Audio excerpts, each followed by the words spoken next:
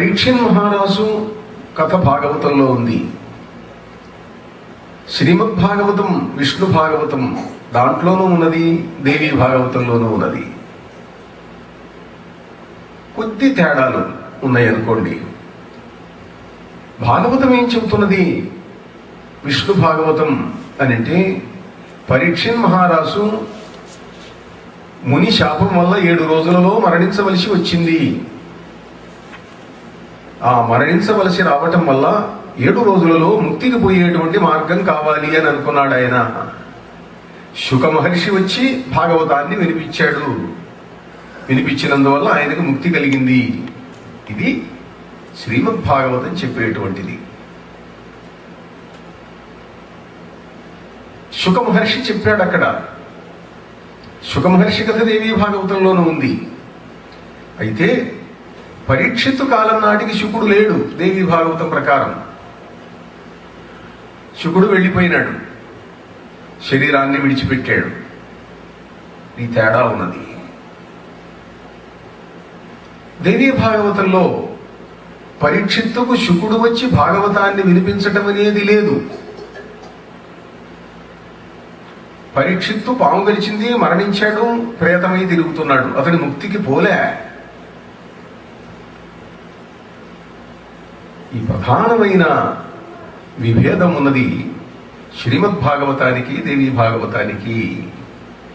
పరీక్షిత్తు ప్రేతమై తిరుగుతున్నాడు. బలవన్మరణం చెందిన వాళ్ళు, హత్య చేయబడిన వాళ్ళు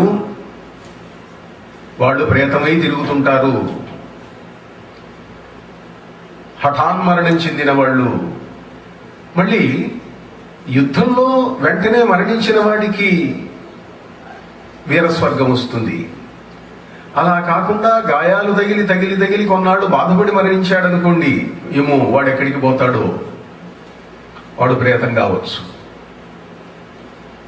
కనుక పీక్కోని మరణించిన వాడు, బాధపడుతూ మరణించిన వాడు, యుద్ధం ఉన్నది, ఒక్కసారి తలకాయ తెగిపోయింది, ఏదో తుపాకీ గుండు లోపలికి దూసుకుపోయింది, ఫిరంగి గుండు వచ్చినాయి, బాంబులు పడ్డాయి, మరణించారు.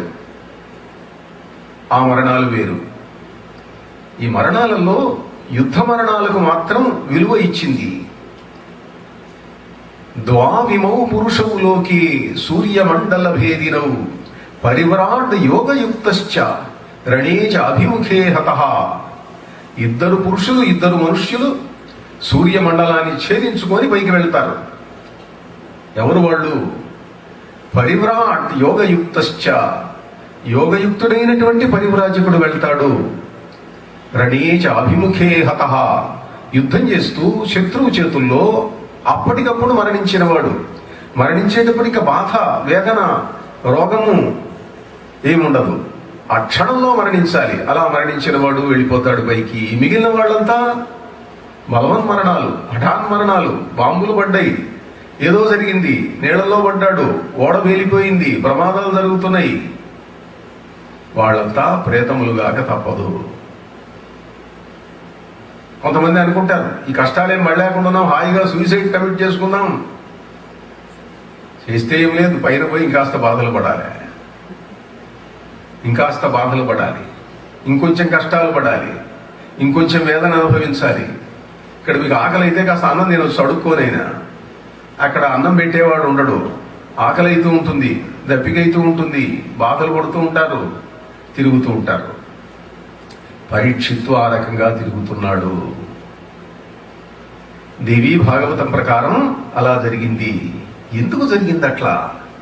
బలవన్మరణం, పాము గరిచింది. పాము గరిచి మరణిస్తే స్వర్గం ఎట్లా వస్తుంది? స్వర్గం రాదు, వాడు ప్రేతమై తిరుగుతున్నాడు అంటుంది దేవీ భాగవతం. అక్కడ ప్రథమ స్కంధంలో, దేవీ భాగవతంలో దీనికి హేతు అయినటువంటి వ్యక్తుల యొక్క కథలు ఇచ్చారు. పరీక్షిత్తు మరణించటం, జనమేజయుడు సర్పయాగం చేయటం, ఆ కథలన్నీ కూడాను ప్రథమ స్కంధంలో మనకు దేవీ భాగవతంలో కనిపిస్తే, సరే విష్ణు భాగవతంలోనూ కూడా ఉన్నదనుకోండి. దాంట్లో కొన్ని చాలా 1-2 చాలా సున్నితమైన, చిత్రమైన అంశాలు ఉన్నాయి. అందుకని వాటిని కూడా కొద్దిగా ప్రస్తావిస్తాను. ప్రథమ స్కంధ భాగం, ప్రథమ స్కంధ కథా విశేషాలు.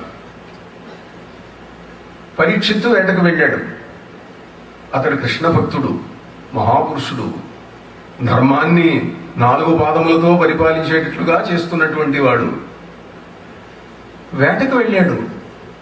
వేటకు వెళితే పరాక్రమవంతుడు గనుక, వీరుడు గనుక బాగా ముందుకెళ్ళాడు. సైన్యం అతన్ని అందుకోలేకపోయింది. దూసుకొని పోతున్నాడు ముందుకు. ఎక్కడికో వెళ్తున్నాడు. అలిసిపోయినాడు. అలిసిపోయి అక్కడ ఏమీ కనపడలేదు. ఒక ఆశ్రమానికి వెళ్ళాడు. ఆశ్రమానికి వెళితే అక్కడ ఎవరో చెట్టు కింద కూర్చొని కళ్ళు మూసుకొని కూర్చొని ఉన్నాడు ఒక ఆయన. నాకు దప్పికైతున్నది, నాకు నీళ్లు కావాలి అన్నాడు. ఆ ముని వినలేదు, ఆయనకు వినపడలేదు. ఈయన కోపం వచ్చింది. నా అంతవాడు ఈ దేశాన్ని నేనే చక్రవర్తి, నేను స్వయంగా వచ్చి ఆకలితో ఉంటే, దప్పికతో ఉంటే నేను పిలిచినా కూడా పలకకుండా ఆయన కళ్ళు మూసుకొని కూర్చున్నాడు. వీళ్ళంతా ఇంటనే కళ్ళు మూసుకొని కూర్చుంటారు అని అనుకున్నాడు. కోపం వచ్చింది. కోపం వచ్చి అటు చూశాడు. ఏదో పాము బడి ఉన్నది. ఆ పామును తీసుకొచ్చి ఆయన మెళ్ళో వేశాడు. పామును మెళ్ళో వేస్తే కోపం తీరుతుందా? ఇప్పుడు మనిషి యొక్క కోపం తీరాలి. ఏదో కోపం, ఆ కోపం తీర్చుకోవడానికి ఆయన ఎన్నుకున్న మార్గం అది. ఆ విసుగులో, కోపంలో అలా వెళ్ళాడు. వెళ్ళేటప్పటికి కాసేపటికి ఎవరో పిల్లలు చూశారు, ఆడుకుంటూ ఉన్న పిల్లలు చూసి అన్నారు, మీ నాయన వెళ్ళో పాముందిరా, చచ్చిందో బతికిందో ఎవరికి తెలియదు, మీ నాయన మెళ్ళో పాము ఉన్నది, అయ్యో ఆయనకు అరుస్తుందో ఏమో. మన ఆయన మెళ్ళో పాము వేశాడా ఎవడన్నా? అట్లనా? వాడి కోపం వచ్చింది. వాడు ఇంకా రాలే ఆ తండ్రి దగ్గరికి. వాడు కౌశికీ నది, ఆ నదీ తీరంలో పిల్లలతో ఆడుకుంటున్నాడు. వాడు ఏదో వేదం చదువుకుంటున్న కుర్రాడు, ఆడుకుంటున్నాడు. వాడు అంటాడు, ఓడక వింటి కోపున మహోరగముంగొని వచ్చి తెచ్చి మారు మాటాడకయున్న మజ్జనకు రంసతలంబున వెట్టి దుర్మద క్రీడ చరించు రాజు హరకేశవులడ్డినైన చచ్చువో ఏడవనాడు తక్షక ఫణీంద్రు విషానల హేతి సంహతిన్. పాము తీసుకొచ్చి మా నాయన మెళ్ళో వేశాట. ఎవడు వేశాడో వాడు తక్షకుడు కలిసి చచ్చునుగాక ఏడవ రోజు అన్నాడు. దుర్మద క్రీడ జరించు రాజు హరకేశవులడ్డినైన చచ్చువో ఏడవనాడు తక్షక ఫణీంద్రు విషానల హేతి సంహతిన్. ఈ మాట అన్నాడు. అంటూనే కౌశికీ నదిలో నీరు తీసుకున్నాడు. శపించాడు, నీళ్లు నదిలో వేసేసాడు. ఇంటికి వచ్చేటప్పటికి వాడు ఆయన మెళ్ళలో పామున్నది. ఇక్కడ భారతము, భాగవతము, దేవీ భాగవతం వీటిల్లో సంఘటనల్లో కొద్ది తేడా కనిపిస్తుంది. భారతంలోనైతే పాము తీసి అవతల పారేశాడు, వాడు తపస్సంపన్నుడు అని ఉంది. భాగవతంలో పిల్లగాడు ఆడుకుంటున్నాడు, ఆ పాము కలుస్తుందో అయ్యో మా నాయన్ని ఏం చేస్తుందో అని ఆయన ఏడవటం మొదలుపెట్టాడు. ఇంత శపించాడు, మళ్ళీ ఏడుస్తున్నాడు. వాడు నాయనకు మెళుకు వచ్చింది, లేచి చూశాడు, తీసి అవతల పారేసి ఏమిరా ఏం జరిగింది అన్నాడు. ఇలా జరిగింది నాన్నగారు, నేను శపించానండి అన్నాడు. అదేమిట్రా, ఎందుకు శపించావురా నాయన? శపించటం అనేది పనికిరాదురా, క్రోధం పనికిరాదు. కోపం ఉంటే అంతకు మించిన శత్రువు ఏమున్నది నాయన? తపశక్తిని మింగేస్తుంది కోపం. కనుక కోపించరాదయ్యా, ఎందుకు చేశావు ఈ పని అన్నాడు. కోపం వచ్చిందండి అనేశానండి. శాపం తిప్పరా? నాకు తిప్పే శక్తి లేదండి, ఇచ్చే శక్తే కానీ తిప్పే శక్తి లేదు. కొంతమందికి శాపం ఇవ్వటం వరకే, దాన్ని తిప్పడం చేత కాదు. అశ్వత్థామకు అస్త్రాన్ని ప్రయోగించడం వరకే తెలుసు, బ్రహ్మశిలో నామక అస్త్రాన్ని. దాన్ని వెనక్కు తిప్పడం తెలియదు. అర్జునుడికి తెలుసు, రెండు అలా ఉంటాయి. అనేటప్పటికీ ఆయన చూశాడు, కళ్ళు మూసుకున్నాడు. ఆ అబ్బాయి ఇంత పని చేశాడు, వచ్చినవాడు మహారాజు, ఆయనకు తెలుసు, ఆయనకు దివ్య దృష్టి ఉన్నది కనుక. ఆ పరీక్షిత్తు యొక్క ఆయువు అయిపోయింది, అతడి మరణం తప్పదు. మావాడిచ్చిన శాపం నిమిత్త మాత్రం లాభం లేదు. అందుకని ఓ శిష్యుడిని పిలిచాడు, గౌరముఖుడు అని చెప్పి. ఆ గౌరముఖుడిని పిలిచి, ఒరే నువ్వు వెళ్ళి మహారాజు దగ్గరికి పోయి చెప్పిరా, జరిగిన సంఘటన అంతా చెప్పు, ఆయన చేతైతే ఆయన ప్రయత్నం ఆయన చేసుకుంటాడు.